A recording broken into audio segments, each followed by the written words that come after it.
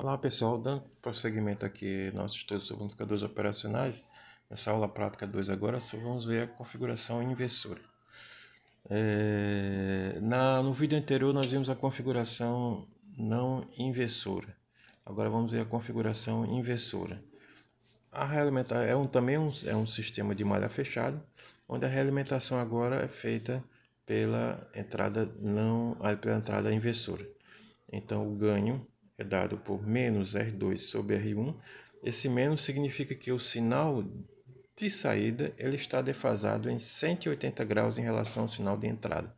É semelhante ao que temos lá naquela configuração emissor comum que nós estudamos lá quando vimos transistores. Essa configuração ela é bastante utilizada, tem a série de aplicações, integradores, somadores, como já vimos, né, em outros vários, buffer, tá? Quando nós utilizamos como buffer o seguidor de tensão, esses dois resistores eles são iguais. Por exemplo, seriam de 10K, um 10K daria um ganho unitário e o sinal de saída seguiria o sinal de entrada, com a diferença de ter a fase invertida. Bem, na entrada não inversora eu estou utilizando esse resistor de 4K7. Por que estou utilizando esse resistor? Lembrando que toda entrada de um amplificador operacional ela tem essa característica aqui de ter um amplificador diferencial de entrada.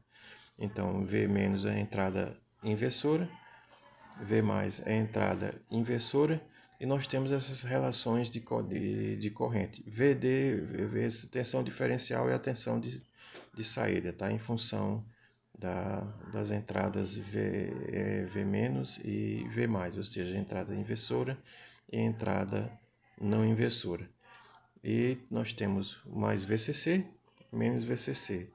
Então, essas correntes, aqui praticamente nós temos que essa corrente aqui, alguns autores colocam como uma fonte inclui aqui uma fonte de corrente, porque essa fonte de corrente ela tem que ser constante. Então essas correntes elas têm que ser iguais, tá? Para que haja um equilíbrio no meu sistema operacional.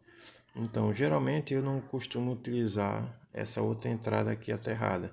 Eu utilizo sempre um resistor igual a esse resistor de entrada, né, na entrada inversora, de forma a equalizar essas correntes e manter um equilíbrio do sinal.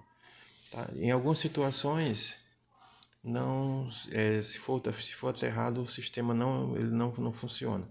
Outro fato interessante aqui é que a corrente de polarização de um amplificador operacional do 741 é na ordem de 80 nanoamperes.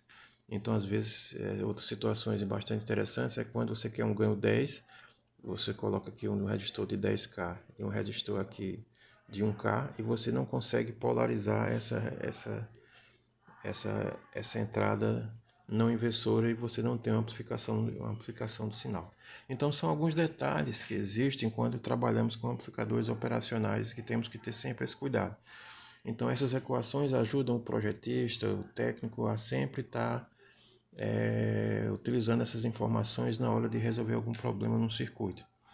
Às vezes você quer um ganho específico de um sinal, então essas equações elas ajudam bastante. Tá? Estamos aqui simplificando e não entrando em outros detalhes mais complexos da relação ao amplificador operacional. Mas o básico é que nós estamos aqui. Esta configuração inversora, o sinal de saída ele está invertido 180 graus em relação ao sinal de entrada.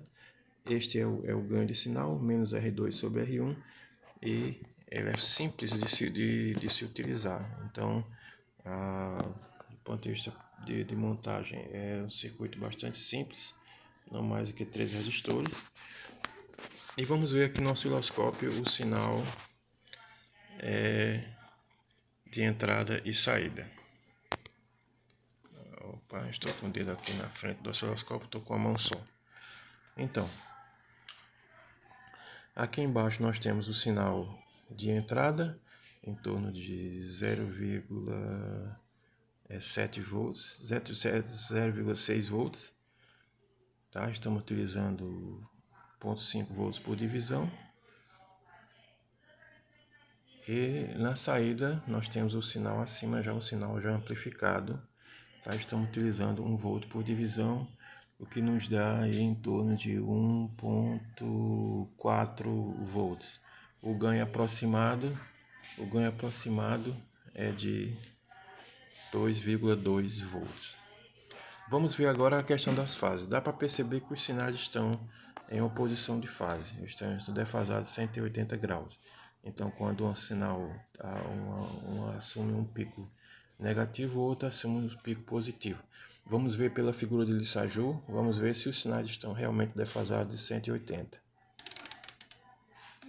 Então, este é o sinal de saída defasado de 180 graus. Então, diferente da configuração não inversora, onde os sinais estavam em fase, na configuração inversora, os sinais estão defasados de 180 graus. Então, pessoal, esta é a